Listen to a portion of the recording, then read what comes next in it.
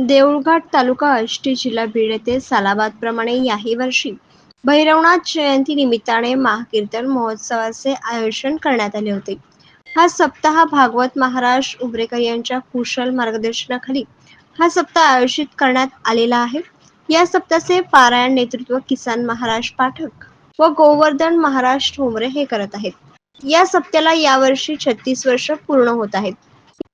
या सप्ताहाचे पूर्ण नेतृत्व श्री ज्ञानेश्वर माध्यमिक उच्च माध्यमिक विद्यालय देऊळघाट इयत्ता 10वी 2009 चे विद्यार्थी करीत आहेत.